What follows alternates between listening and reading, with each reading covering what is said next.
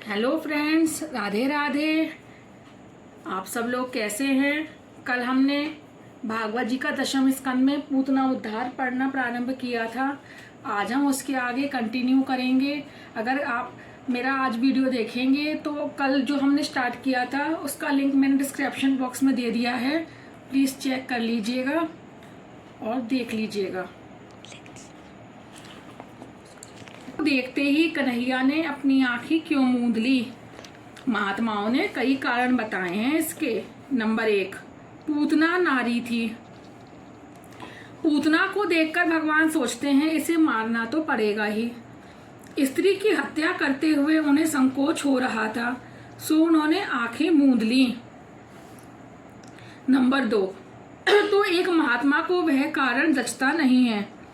वह कहते हैं कि पूतना नारी तो थी किंतु वह राक्षसी थी। उसने कई बच्चों की हत्या की थी और यहाँ भी कन्हैया की हत्या के हेतु ही आई थी। उन्होंने सोचा यदि वे पूतना से आंख मिलाएंगे तो उसको ज्ञान प्राप्त हो जाएगा। वह जान जाएगी कि यह तो ईश्वर है। मेरे ईश्वरत्व का उसे ज्ञान हो जाने पर मैं जो लीला करना चाहता हूं वह नहीं कर पाऊंगा। यदि पूतना जान गई यह तो ईश्वर है तो वह दूध नहीं पिलाएगी। कृपा करते हुए भगवान यदि किसी से आंख मिला दें तो उसे ज्ञान प्राप्त हो जाता है। भगवान ने अर्जुन से कहा था, अर्जुन, मैं जिस पर कृपा करता हूं उसे मेरे स्वरूप का ज्ञान हो जाता है। यदि मैं पूतना पर दृष्टि करूंगा तो उसे ज्ञान हो जाएगा। यह कोई सामान्य बालक नहीं, काल के भी काल है। यह मुझे सामान्य बालक ही मानकर मारने आई है, सो उसे अपने वास्तविक स्वरूप का ज्ञान कराना ठीक नहीं है। इस तरह पूतना को अज्ञानी रहने देने के लिए भी भगवान ने अपनी आंखें बंद कर लीं। नंबर 3, एक महात्मा कहते हैं यह कारण भी ठीक नहीं है। दृष्टि मिलन होते ही पूतना को ज्ञान हो जाने वाली बात ठीक नहीं है। दुर्योधन को ज्ञान हो पाया था क्या? पूतना विष लेकर आई तो लाला आंखें मूंदकर सोचने लगे कि इसे गोलोक में भेजा जाए या बैकुंठ में। नंबर 4, तो एक और महात्मा दूसरा कारण बताते हैं। अपने किसी न किसी पुण्य के बिना कोई भी जीव ईश्वर के समीप जा नहीं सकता। भगवान आंखें मूंदकर यह देखने लगे कि इस पूतना ने किसी भी जन्म में कोई पुण्य किया भी है या नहीं। नंबर 5, एक महात्मा बताते हैं कन्हैया सोच रहा था, उसने तो माना था कि गोकुल में लोग उसे माखन मिश्री खिलाएंगे, किंतु यहाँ तो लोग माखन मिश्री खिलाने के बदले विष पिलाना चाहते हैं और डर के मारे उसने आंखें बंद कर ली। नंबर 6, तो दूसरे महात्मा पूछते हैं परमात्मा भी कभी डर सकते हैं क्या?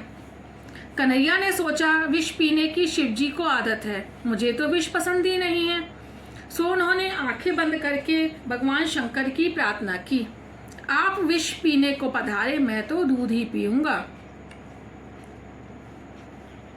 जब किसी देव को याद करना या बुलाना होता है तो आंखें बंद करके ही उसका ध्यान करना पड़ता है। नंबर 7, एक अन्य महात्मा कहते हैं मुझे यह कारण योग्य नहीं लगता। क्या कृष्ण विष को पचा नहीं सकते? वे तो काल के भी काल हैं। कृष्ण की आंखें बंद कर लेने का कारण और ही है, उनकी आंखों में सूर्य और चंद्र का वास है। कृष्ण पूतना को ब्रह्मलोक में भेजने जा रहे हैं। यह देखकर सूर्य चंद्र को अर्थात भगवान के नेत्रों को ठीक नहीं लगा। अपने कृष्ण को वह विषपान कराने आई है, फिर उसे ब्रह्म गति क्यों दी जाए, ऐसा सोचकर आंखों ने पलकें बंद कर ली। अच्छाई तो इसी में है, भगवान को सर्वोत्तम वस्तु अर्पित की जाए। स्वयं खाने से संतोष नहीं मिलता, औरों को खिलाने पर ही संतोष मिलेगा। अच्छा होगा कि उसे सद्गति ना मिलने पाए, ऐसा सोचकर सूर्य चंद्र रूपी नेत्रों ने अपने प्रवेश द्वार पलकें बंद कर लिए। नंबर 8, एक अन्य महात्मा दूसरा ही कारण बताते हैं। भगवान सोच रहे थे कि जब इस विषदायिनी पूतना को मैं मुक्ति देने जा रहा हूँ तो मुझे माखन मिश्री खिलाने वाले ब्रजवासियों को मैं कौन सी गति दूंगा, क्योंकि मुक्ति से बढ़कर देने योग्य अन्य कोई वस्तु मेरे पास है ही नहीं। और इस प्रकार सोच में डूबे हुए भगवान ने आंखें मूंद लीं।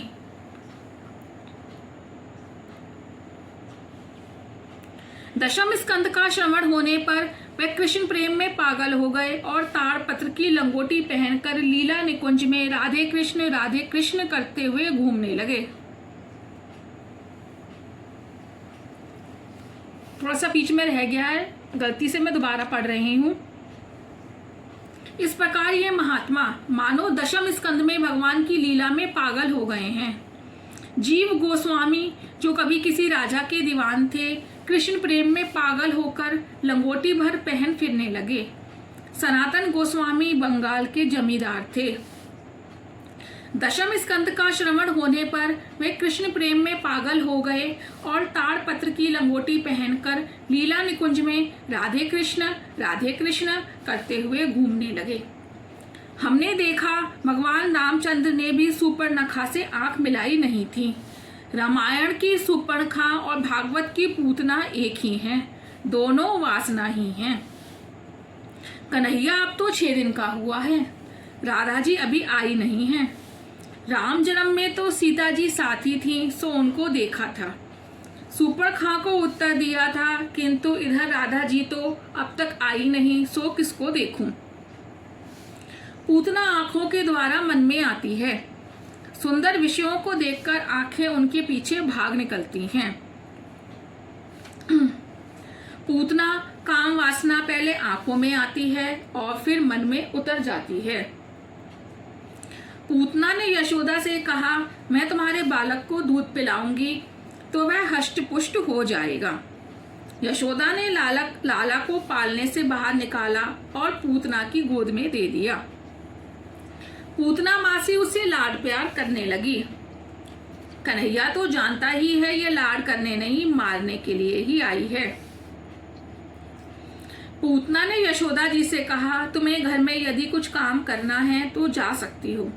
भोली यशोदा घर के काम में लग गई। इधर पूतना ने लाला को दूध पिलाना शुरू कर दिया। कन्हैया तो दोनों हाथों से स्तन को पकड़कर बलपूर्वक दूध पीने लगा। कन्हैया को तो दूध के साथ साथ प्राण भी मानो पीना था। पूतना व्याकुल हो गई, वह रो रो कर कहने लगी, मुझे छोड़ दे कन्हैया, मुझे छोड़ दे। कन्हैया ने कहा, पूतना मासी, मेरी माता ने तो पकड़ना ही सिखाया है, छोड़ना नहीं। मुझे पकड़ना ही आता है, छोड़ना नहीं। मैं आज तुम्हें छोड़ने वाला नहीं हूँ, मैं तो तुम्हारा उद्धार ही करूँगा। भगवान की मार में भी प्यार है, परम आश्चर्य हुआ है। पूतना ने 2 बार मुझे छोड़ दे कहा, मानो वह इहलोक और परलोक में से अपने आप को छुड़ाकर गोलोक धाम में जाने की प्रार्थना कर रही थी। वह अहंता और ममता में से छुड़ाकर कृतार्थ करने को कह रही थी। पूतना व्याकुल हो गई, अतः स्वरूप अनुसंधान नहीं रहा। उसने राक्षसी रूप धारण किया। वह आकाश मार्ग में कृष्ण को उड़ा ले चली तो कंस के बगीचे के एक वृक्ष पर कन्हैया ने पूतना को गिरा दिया। वह वृक्ष पर गिरी तो और भी कई वृक्ष टूट पड़े। पूतना और वृक्षों के गिरने से एक बड़ा धमाका हुआ। राक्षसी के वक्ष स्थल पर कन्हैया विराजमान था। धमाका सुनकर गोपियां दौड़ती हुई आई, यशोदा को कोसने लगी, हमने कितनी मिन्नतें मानी थी, तब कहीं तुम्हें पुत्र हुआ और तुम्हें तो इसकी कोई कदर कीमत ही नहीं है। यशोदा ने गोपियों का उल्हाना सुनकर आंखें नीचे कर ली। उन्होंने कहा, यह मेरा पहला ही बालक है, मुझे बालक के लालन पालन का अनुभव नहीं है, सो भूल ही जाती हूँ, अब आपका कहना मानूंगी। गोपियों ने कहा, किसी अनजानी पराई स्त्री को अपना बालक कभी ना देना चाहिए, होना था सो हो गया, अब हम घर लौटें और कन्हैया की नजर उतारें। लाला को गाय बड़ी प्यारी हैं। एक गंगी नाम की गाय तो लाला की झांकी पाए बिना कभी पानी तक नहीं पीती, घास भी नहीं खाती थी। गौशाला में कन्हैया को ले जाना है। लाला के दर्शन होने के बाद गंगी घास खा लेती और पानी पी लेती है। बड़े बड़े ऋषि मुनि जब हजारों वर्ष तपस्या करने के बाद भी प्रभु के दर्शन पा नहीं सके तो गायों का जन्म लेकर गोकुल में आ बसे। उनकी हजारों वर्ष की तपस्या भी उनका अभिमान और वासना जला नहीं पाई। सो उन्होंने सोचा गोकुल में गायों का अवतार लेकर अपना काम निष्काम कृष्ण को अर्पित कर देंगे और हम निष्काम हो जाएंगे।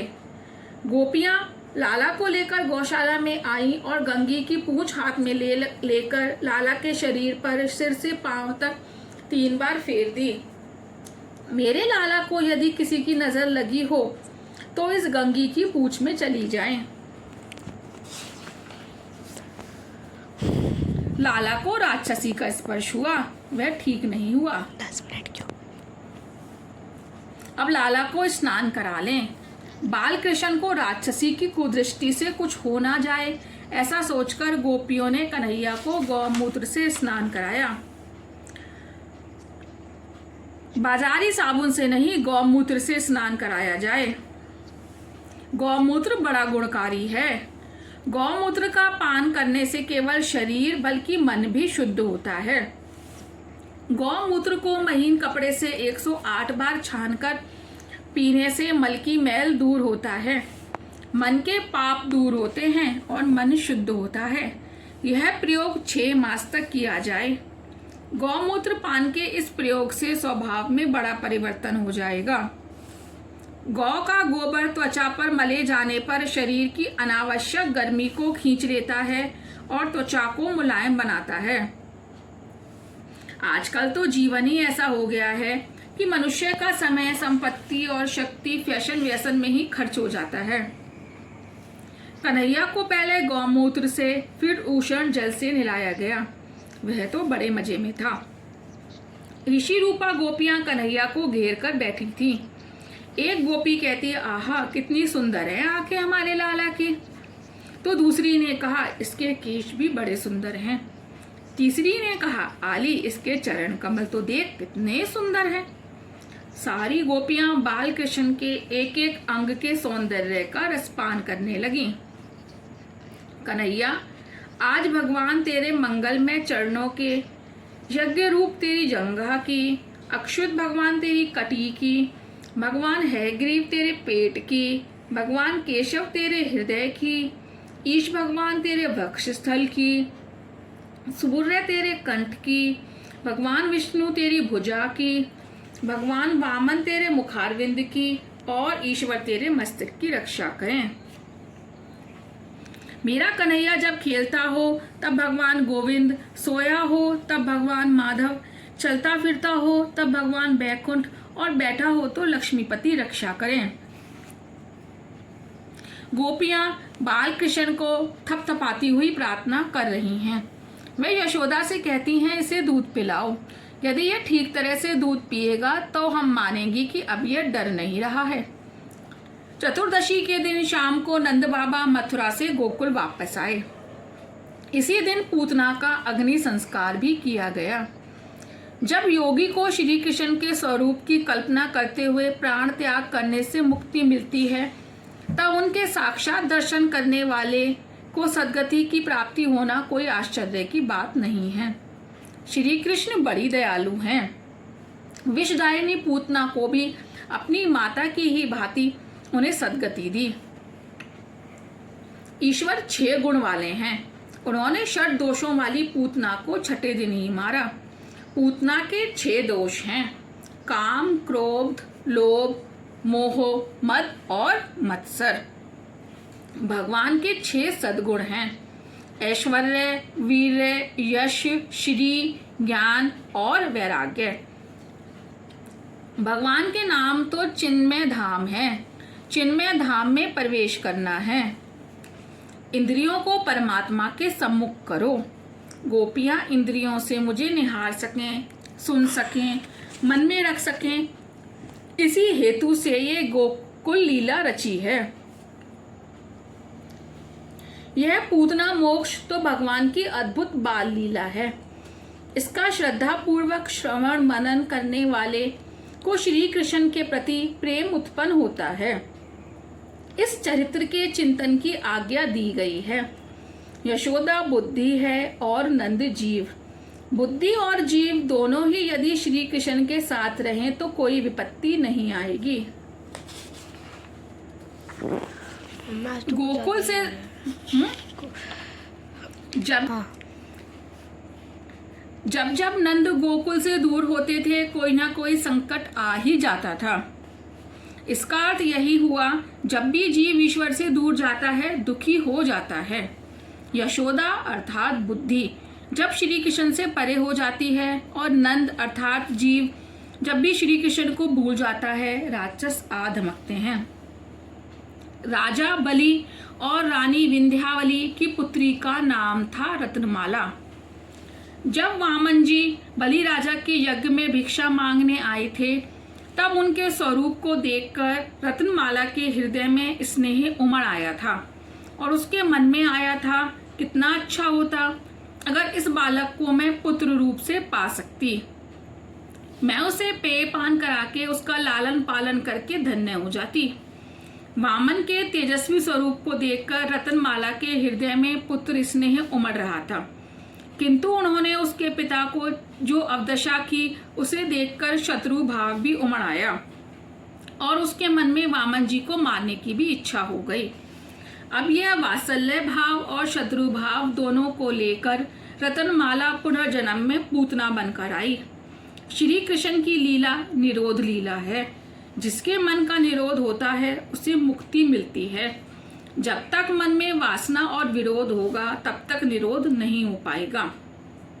जब तक किसी भी वस्तु में सूक्ष्म वासना रह गई होगी मन का निरोध नहीं होगा और फलत मुक्ति भी नहीं मिलेगी। राधे राधे। धन्यवाद। कल हम शुरू करेंगे शकट भजन। राधे राधे।